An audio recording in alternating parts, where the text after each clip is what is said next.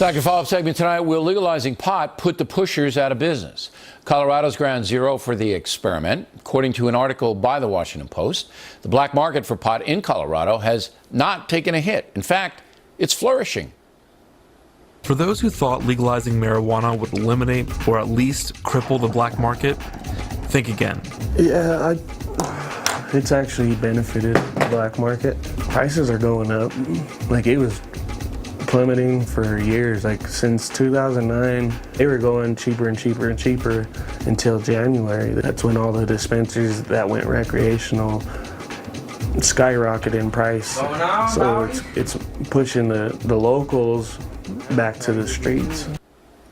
And then there's pot being sold to minors and children. You have to be 21 to buy it legally.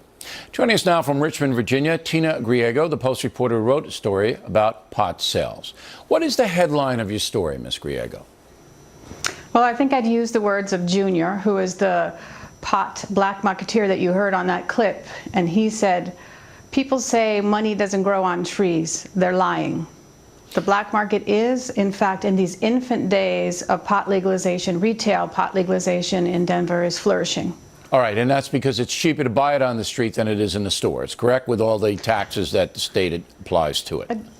I would say there are two reasons. The primary reason is that it's just extremely lucrative to sell it out of state. So if you grow it and you can buy it in Colorado for, say, $2,200 a pound. Once you start moving it out of state and you're moving it into the Midwest, the price is going up.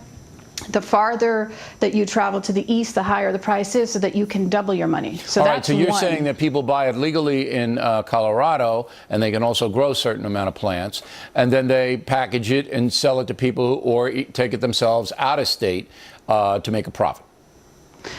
I'm saying that some people will buy it legally and resell it out, but what mostly tends to happen is what's happening in the story that I wrote. People might be growing, say, under the auspices of a red card, a medical marijuana card holder. They'll grow ostensibly for their own purposes, but then they'll sell to the black market.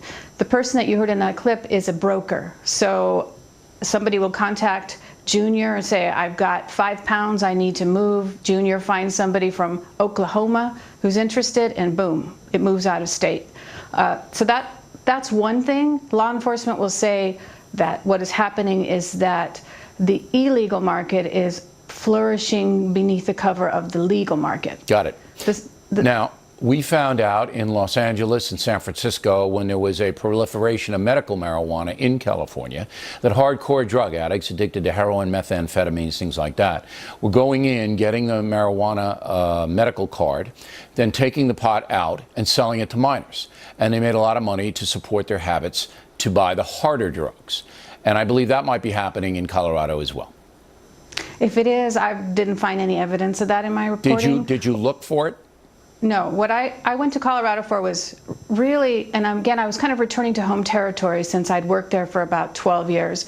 I went with one question, and that question was, what's happening in the black market in the infant days of the legal recreational market? Colorado is 7 months in right now, so what's happening? So I made a few calls to people who know people, and that was the primary question I was asking, is trying to get a handle on what is happening and why. And I think you did a good job, because I think that's where the big money is. Taking the legal marijuana, repackaging, and then taking it out of state to sell in states that don't have legalization. That's where the weight money is. But I do believe that there is a flourishing, you might go back and look at this, and maybe we'll do it as well, a flourishing market of selling the legal marijuana to minors, to children, because the price is up. And the authorities can't control that at all. And that's what we saw in California. It's just a suggestion. Thank you. All right. There was a secondary reason, though, and that has to do, you alluded to it, that has to do with taxation. So you can buy medical marijuana at a much cheaper tax rate than you would recreational. And the state initially kind of conceived of this as people would migrate, people who maybe didn't have a true medical condition but were using a medical marijuana card, they were registered, that they would migrate over to the retail market. That has not happened because taxation in the retail market is so much higher.